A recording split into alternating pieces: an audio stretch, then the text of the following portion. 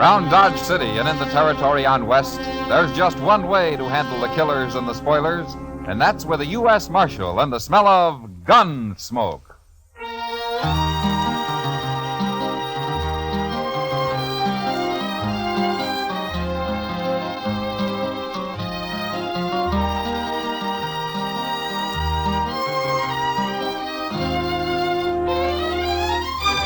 Gunsmoke, starring William Conrad.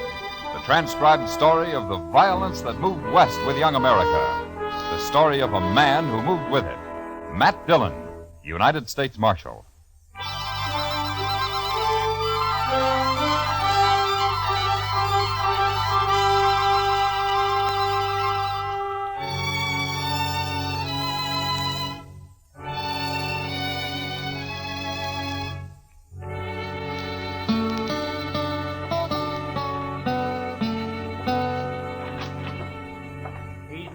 Mr. Dillon. He's just plain vanished. And there's no note anywhere, Chester? No, sir, nothing. I looked again, all over. Well, it's 2 days now. That isn't like Doc. I still think he's just gone off on an emergency out in the country somewhere. Well, maybe, but he's always left word before. Well, what'll we do, Mr. Dillon? I don't know. Might start asking people, Chester. Try the saloons and the store and maybe the depot, huh? All right, sir. I'll go right now. Well, I do declare. What? Riding right up Front Street is as big as life. What? Why, that old devil.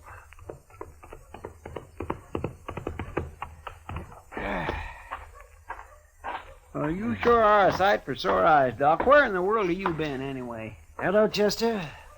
Matt? Well, you had us worried, Doc.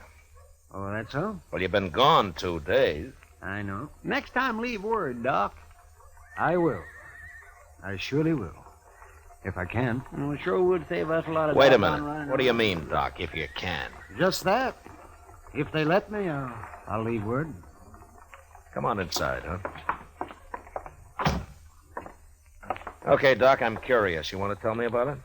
Well, I can tell you part of it, the least important part. I made a promise about the rest. You know how it is, man. No, but you tell me. Well, the other night, Wednesday it was, I was peacefully asleep on my couch when a couple of riders tromped right into my office. They said a man was hurt bad on a place out past Fort Dodge. So naturally I got up and went along with them. Well, then why didn't you leave a note and say so? They told me not to. They told you what? Let him talk, Chester. Of course, I figured then it must be a shooting. But my job is to take care of everybody, sinner and saved alike. And so when we finally got to this place the next day... What place? That's part of what I promised not to tell, Chester. Oh, my. But like I was saying, there was a young man there who'd got himself shot in the back. The bullet lodged right in his spine. I dug it out and did all I could for him. And then I just sat there for quite a spell. And then I put my things away and I walked out into the other room. Well, Doc, how is it? I did what I could. What do you mean? He's dead. The shock of extracting that bullet was too much for him. It's a bad place, the spine. You killed him, huh, Doc? No, I didn't kill him. He's dead, ain't he? That boy wouldn't have lived more than a couple of days anyway with that bullet where it was. Whoever put it there murdered him. Want me to shut him up? Not yet. Doc, tell me something. You know that boy in there? I do. Mm-hmm. The three of us here, you know any of us? Him? I've seen him around somewheres. Dodge, I guess. Well, that settles it. He ain't walking out of here. Shut up. You know his name, Doc? No, I don't. Might come to me, though. Let me think. You don't understand, Doc. He wants to kill you already, and now you're trying to remember his name. That's just going to make it worse. You can't kill a doctor for following his oath. No? I shot that boy when he tried to get away and shoot you just as easy. Don't be a fool. I'm a doctor. And since there's nothing more I can do here, I got to be available to other patients. Don't you know I'm the only doctor within 100 miles of Dodge? Right now, that's one too many. Now, wait a minute. I'm kind of thinking the Doc's right. You know, he ain't like an ordinary man. A doctor's, well, it's almost like he ain't quite human somehow. He's human enough to tell what he knows to that hard-head marshal they got in Dodge. Way I figured, it's us or the doc. I'm not interested in what you figure, mister. Right this minute, there may be some woman having a baby and needing me real bad. There may be several folks needing help.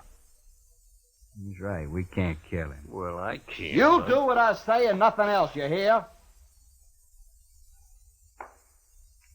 And, Doc, listen to me.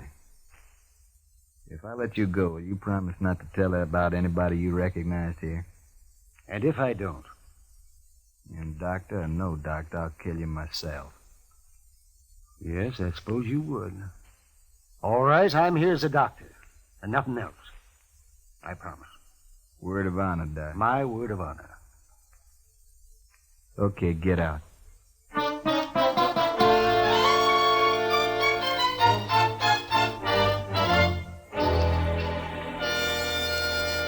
Well, that's quite a story, Doc. Oh, you played it right smart if you ask me. Who were they, Doc? But I only recognize one of them, Chester, besides the man they'd shot. Have you thought of his name yet? Chester, don't you understand? I gave my word I wouldn't tell. Oh, but that was just so you could get away. Yes, but still I gave my word. It doesn't matter how or why. But, Doc, they're just a bunch of killers. I know. Leave him alone, Chester. But I don't... Yes, sir? Matt? Yeah. Wouldn't you do the same if you were in my boots? That'd be a hard choice, Doc, but... Yeah, I suppose I would. I think any man would. Leastwise, any man of honor. I guess I wasn't really thinking about it that way. Well, I'm going to get myself some sleep. Matt, that was a good boy they murdered. I hope they hang for it. God bless him. How are we ever going to find him, Mr. John? I don't know, Chester. We don't even know who they killed. And just think, Doc could lead us straight to him right now. It isn't making the Doc happy, Chester. No, sir, it sure isn't.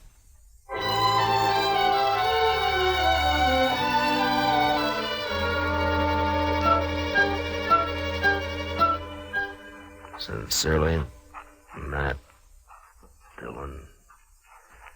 U.S. Marshal? Jake Worth. Why, you haven't come to Dodge in 6 months that I know of. I'm here now, Marshal. Oh? Trouble, Jake? I'd call it that. Well? You know that cottonwood? Big one down at Brandy Bend? Yeah. There's a hole down by the roots at the north side of it, Marshal. I put a sack in that hole this morning. It's got $20,000 in it. 20? Well, that's a lot of money, Jake, even for you. It isn't if Hank gets back all right. Hank? Well, that's your youngest boy, isn't it? 18 last month. He didn't show up the other night, Marshal, and next morning I found a note tacked on the corral. Said to leave the money or they'd kill him. Well, come on, Jake. We'll try to get there before they pick up the money. No, Marshal, I won't take any chances. They'd shoot him sure if we did that. You should have told me before you left the money. You should have come here first. You didn't hear what I said, Marshal. I won't take the chance. All I want now is for you to watch for anybody who turns up rich around here. Jake, listen to me. You listen to me, Marshal. Nobody's going to do a thing till Hank's back safe on the ranch. Not one dang thing. Jake, if they killed Hank, you'd want him hung, wouldn't you? I'll hang him myself if it comes to that. All right, then let's go. Let's get down to Brandy Bend and wait for him. No, I already told you no. Jake! I think Hank's dead. You what? I think they've already shot him, and he's dead. What are you talking about? Where is he? I don't know. And how come you think he's dead? Well, I can't tell you. Marshal, I've had about enough of this. Look, we're wasting time here. Come on, Jake. I'll tell you what I can on the way to the river. You better, by heaven, or one of us ain't never going to get to the river.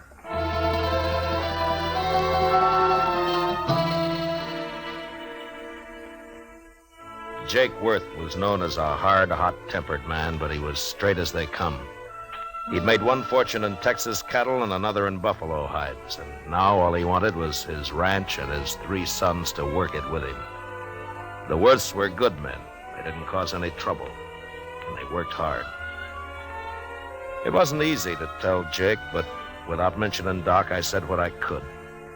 And when we reached the Arkansas, we hid our horses in a clump of bushes and worked our way on foot up to the big cottonwood. And then we saw it. That's him. That's Hank.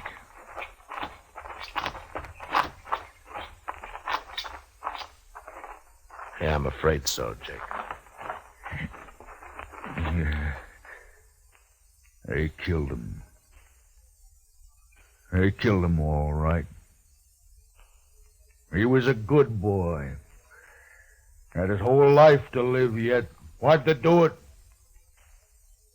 I gave them the money. Why'd they do it? I'm sorry, Jake. Marshal, I want the truth now, every bit of it. Well, that's all I know, Jake. Hank tried to break, and one of them shot him. But we'll get him. I'll take care of myself as soon as you tell me who they are. I don't know who they are. Don't lie to me, Marshal. You know a lot you're not telling me. I've told you all I can. That's Jake. my boy lying there, Marshal. He's been murdered, and if I didn't know you so well, I'd begin to think maybe you had something to do with it yourself. Easy now, Jake. Then why don't you tell me? Because the man who told me about it had to promise not to name anybody. That's why. What man? Who is he? I'll get it out of him if I have to cut it out. I know. That's why I can't tell you who he is. What kind of a lawman are you, anyway? I've told you all I can, Jake. No. No, you haven't. Marshal, I don't believe your story about nobody promising nothing. You know who done it. You're going to tell me. I'm giving you 24 hours to name those men. And me and my boys are coming to Dodge. There'll be blood spilt, Marshal. Jake, I give you my word, I don't know who did it. I don't believe you. I'll help you take your boy home now. Go on back to Dodge. I'll manage here. You're making a bad mistake, Jake. 24 hours, Marshal. I'll be there. We'll find you, wherever you'll be. Jake, So long, Jake.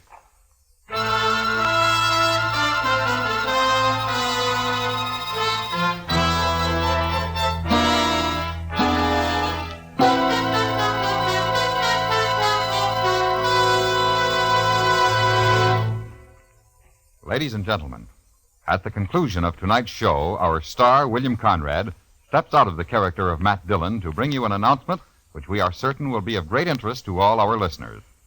So be sure to listen at the close of tonight's program for a special message from William Conrad. And now the second act of Gunsmoke.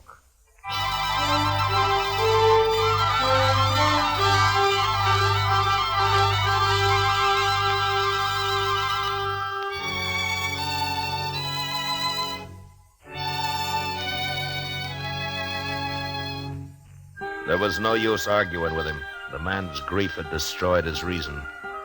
And the worst of it was, I knew his sons would do whatever Jake told them to do. Unless I could stop it somehow, I'd have to shoot it out with 3 good and perfectly innocent men. And for no reason at all.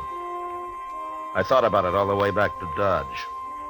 And by the time I got there, I had an idea.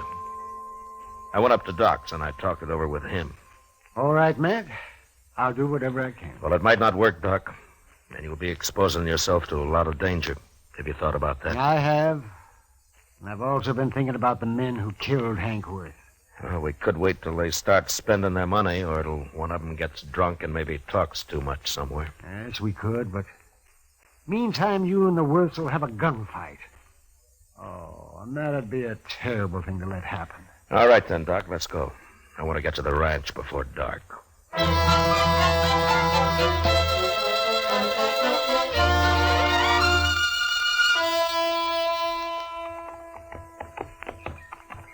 You know, Matt, I haven't been out here since Mrs. Worth died. It must be 4 or 5 years now.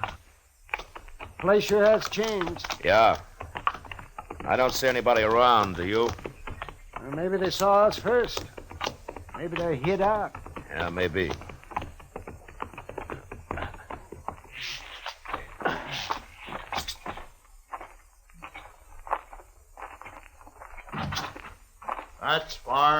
Marshal. Watch him, boys. If he makes a move, shoot. Yes, Jake. Jake, I came here to stop a shooting, not to start one. You can stop it, Marshal.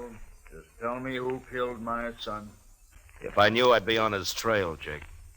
What's Doc doing here, anyway? Tell him, Doc. I took the bullet out of Hank just before he died. What? That's right, Jake. Now come down here where we can talk like friends, and I'll explain it. Stay where you are, boys.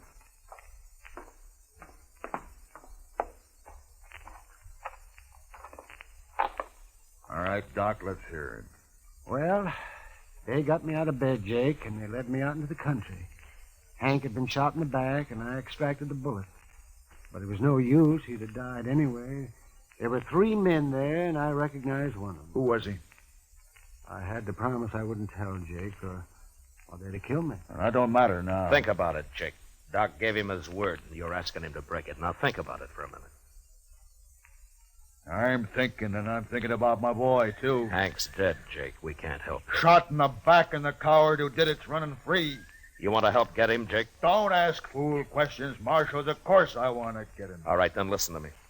Those men told Doc if he talked, they'd kill him. Yes, and they meant it, too. All right, so I got an idea, Jake.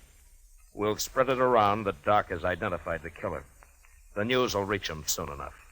And meantime, I'll lay low and have Chester tell everybody I've ridden out after them. Go on. Then we'll just wait.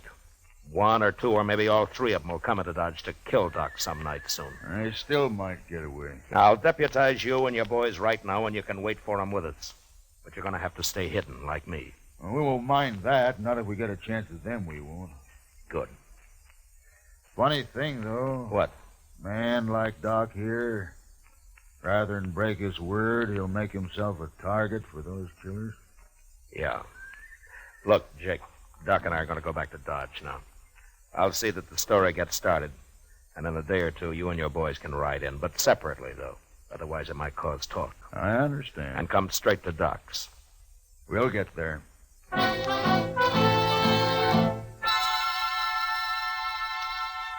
For the next few days, Doc never left his office. I figured that'd make him look scared and draw the killers right into his place. The rest of us sat around in his back room and waited. Chester kept us supplied with food and coffee. And on the 6th night, about midnight, we got our game. Mr. Dillon, I think it's them. What? They just rode up Front Street, 3 of them. They're tying up outside right now. They acted too deliberate-like for ordinary riders, so I run up the back way to tell you. Good. Doc, come on in here, huh? What do you want me to do, Mac? Take cover in here and stay out of sight, huh? Whatever you say, Mac. Let's go downstairs and meet them, Marshal. No, we might just scatter them that way, Jake. Now listen. One of them will probably stand guard on the street while the other 2 come up here to get Doc. Chester, you and the 2 boys go down the back way. Jake and I'll wait in Doc's office. Now, don't jump that man until we go into action up here. You understand? Yes, sir, I got it. All right, then move and move fast. All right, come on, Jake. Now what? Well, we'll just wait here in the dark. Good. I'm going to bunch up Doc's blanket on the couch here so that they'll think he's in it. What? They're on the stairs now. All right, get back in the corner, Jake, or we'll be shooting each other. Yeah. Now, quiet. And don't start shooting till I do.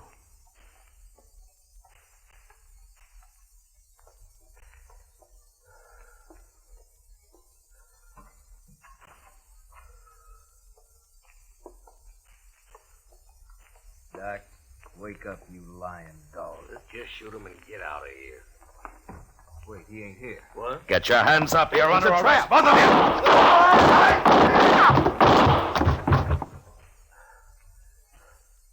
you. You all right, Jake? Yeah, I got one of them. I'm all right. Doc? Doc, come on out. They're dead. Light the lamp, will you, Doc? All right. You okay, Mr. Dillon? Yeah, come on in, Chester. Oh, we got him. He tried to get away when he heard the shooting up here, but he run smack into one of the Worth boys. He's dead. Bring the lamp over here, Doc. No, I don't know either one of these men. Now, Doc, you can tell us now. Is one of these the man you recognized? This one here. I remembered later I treated him for a broken nose some time back. I never did know his name. He came up the trail with a herd, I think. Yeah. Doc, will you take care of things? Sure, man. Well, Jake? Marshal, me and the boys will be getting back to the ranch now. Sure. Marshal, What, Jake?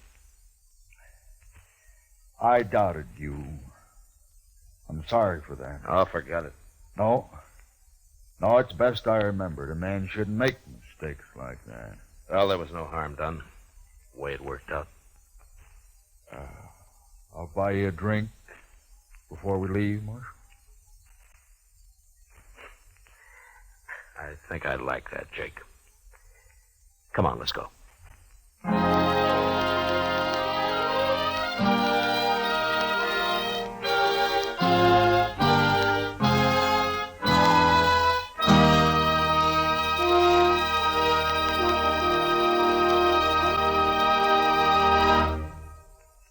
Now, a special announcement. Here is our star, William Conrad. Thank you, George. You know, I believe this is the first time I've ever set aside the character of Matt Dillon to speak to you.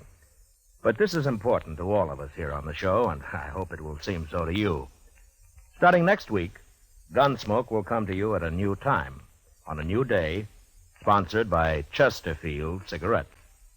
Chester, Doc, Kitty, and I, together with all of our strong-minded, brawling, hard-living citizens of Dodge, who will come to you next Monday, July the 5th.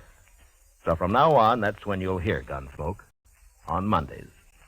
And we like to think that all of our listeners will find time this coming Monday night, July the 5th, to tune in to their local CBS radio station for Gunsmoke. Until then, good night.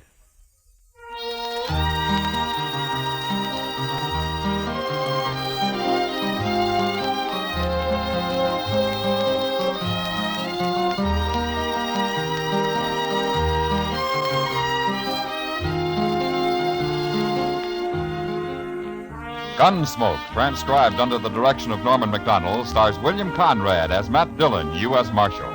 Tonight's story was specially written for Gunsmoke by John Meston, with music composed and conducted by Rex Corey. Featured in the cast were John Dehner, Lawrence Dobkin, and Harry Bartell. Parley Baer is Chester, and Howard McNear is Doc. Join us again Monday, July 5th, as Matt Dillon, U.S. Marshal, fights to bring law and order out of the wild violence of the West in Gunsmoke. George Walsh speaking. For the top tunes of rural America, hear Saturday Night Country Style every week on the CBS Radio Network.